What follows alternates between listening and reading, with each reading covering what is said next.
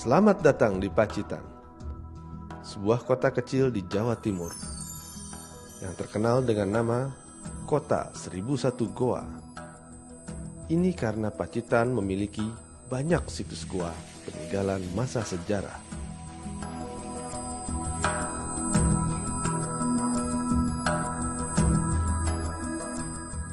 Selain terkenal dengan goanya, Pacitan juga memiliki sebuah pondok pesantren yang berumur ratusan tahun yang sudah ada sebelum berdirinya Republik Indonesia.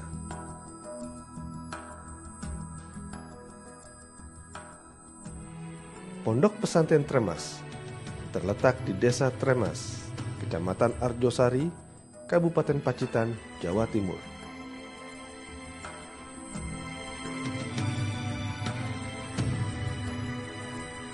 Didirikan pada tahun 1830 oleh Kiai Haji Abdul Manan.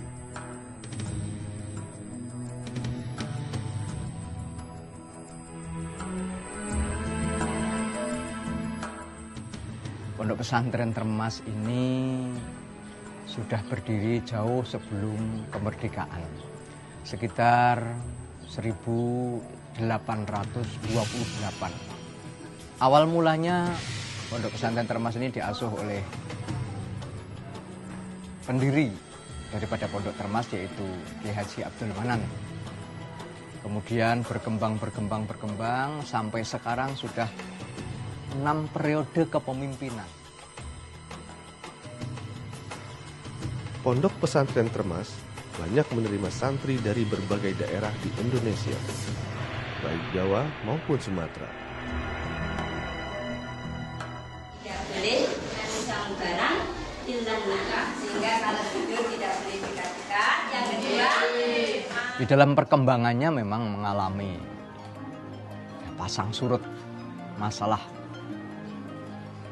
jumlah santrinya umpamanya, itu mesti mengalami pasang surut karena situasi berdirinya pada waktu itu memang masih di masa penjajahan.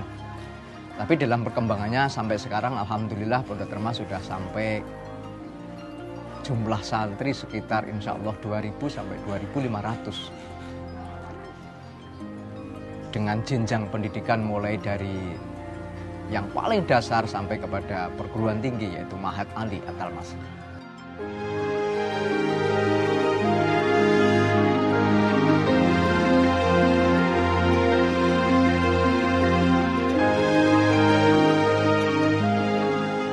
Putra-putra mudah-mudahan mendapat rezeki yang gampang, yang barokah, yang halal, yang akhirnya menjadi sebab keselamatan dan sebab kesainan. Selamat dunyane, selamat akhirate, lan pinaringono kesainan sae dunyane ugi sae akhirate. Monggo sareng-sareng nggih. Al-Fatihah. Setiap santri yang baru masuk, pihak Pondok Pesantren Tremas selalu melakukan ijab kabul atau serah terima santri dari pihak keluarga ke pihak pesantren.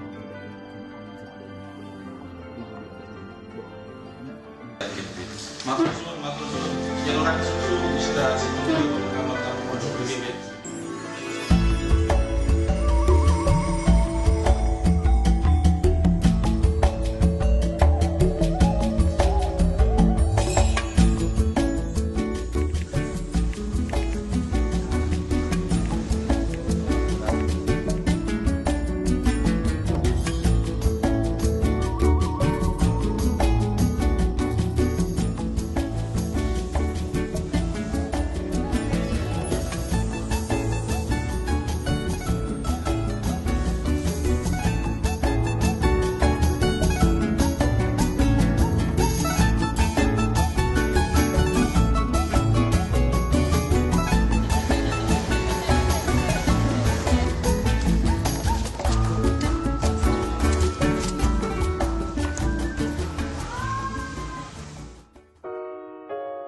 Pondok Pesantren Tremas ini termasuk pondok pesantren tradisional yang kemudian terkenal dengan sebutan pesantren Salafi. Artinya kami menjaga tradisi nilai-nilai salafiyah, tradisi-tradisi lama yang kita anggap sampai hari ini masih relevan untuk kami tindak lanjuti, kami lanjutkan, kami kembangkan, tapi dengan al-muhafadzah ala qadimis shalih wal akhdhu bil jadidil aslah. Jadi menjaga tradisi yang masih baik, soleh, di samping juga mengambil al-akhdhu, mengambil sesuatu yang baru tapi dengan baru yang baik.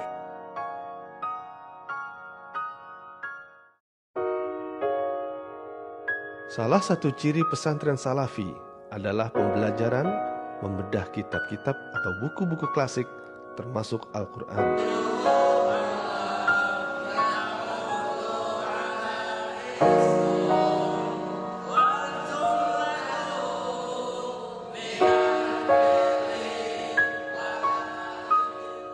Sistem salafiyah di samping makna ciri khas yang paling menonjol adalah utawi ikiku.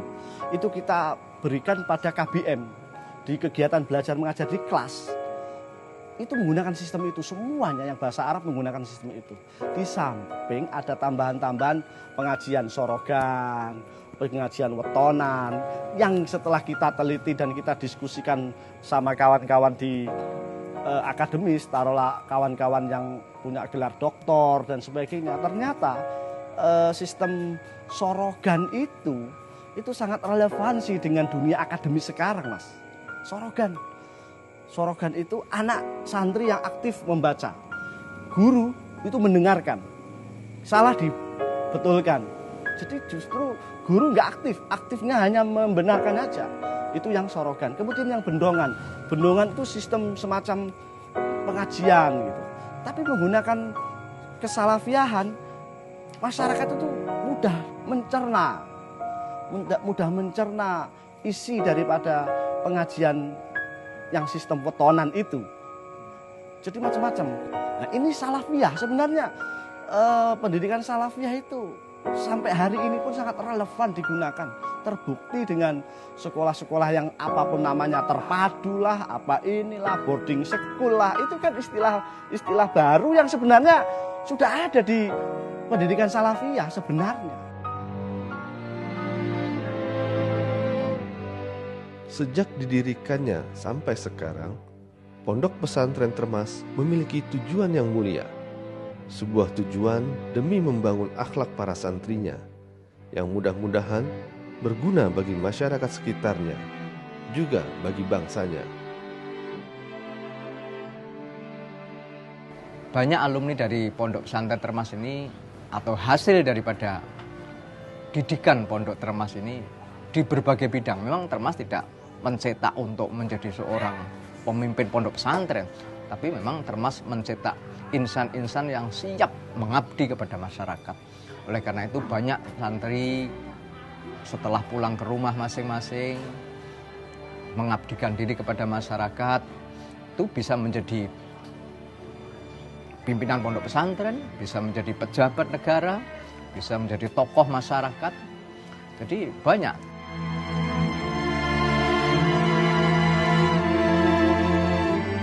Tuntutan bagi sebuah pencapaian ilmu sangat erat kaitannya dengan tersedianya sarana dan prasarana pendidikan yang representatif. Pada tanggal 18 Februari 2012 diresmikanlah pendidikan vokasional yang ada di Pondok Termas.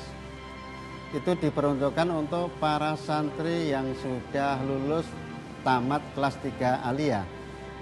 Vokasional yang di Termas ini ada 4 jurusan, yaitu otomotif, pengolahan pangan, kemudian pengolahan batu mulia, kerajinan batu, kemudian TI. Alhamdulillah kegiatannya sampai sekarang sudah berjalan untuk mendidik anak tersebut. Tujuan vokasionalnya pada Termas ini membekali kepada anak untuk keterampilan di samping memanage. Misalkan anak mampu menjadi bengkel, montir bengkel sepeda motor. Bukan berarti santri ini harus menjadi bengkel. Ketika mereka mengemban ilmu harus mengajar. Nah, dia punya bengkel tersebut. Mereka mendidik masyarakat lingkungan untuk memegang bengkel, dia sebagai manajernya bengkel, dia bisa mengajar. Jadi arahnya ke situ, bukan berarti mencetak menjadi orang yang bengkel kerjanya di bengkel, bukan.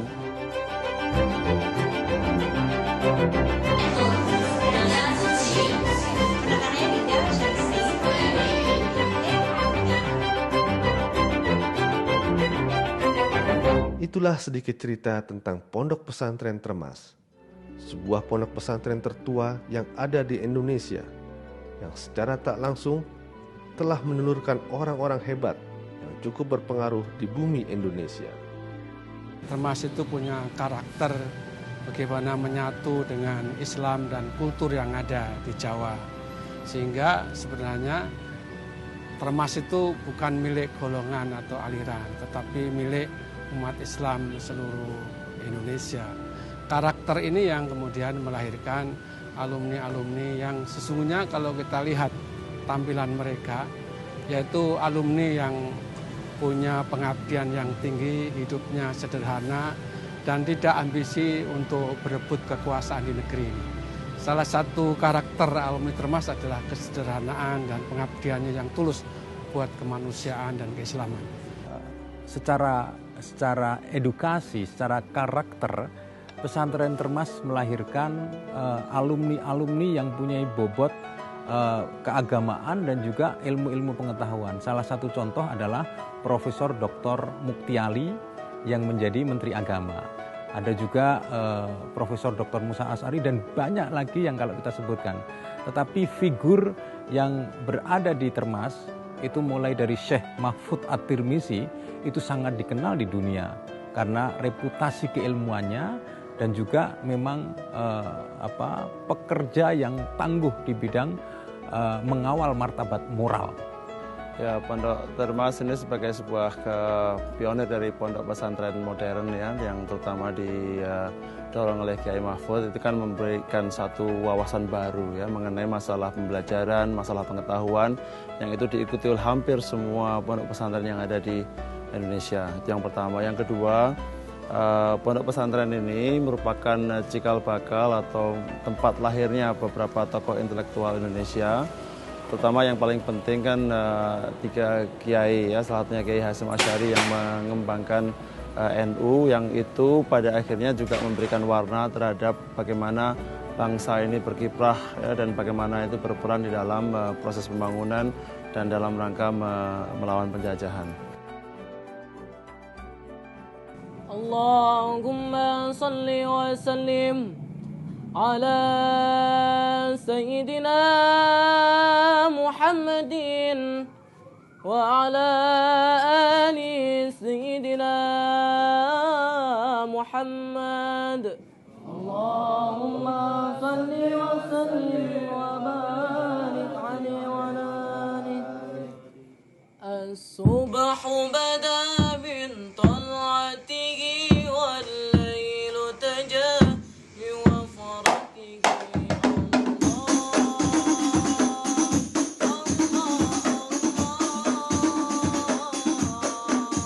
Pondok Pesantren Termas, meski sebuah pondok pesantren tertua di Indonesia, kini terus membenahi diri untuk menghadapi perkembangan zaman.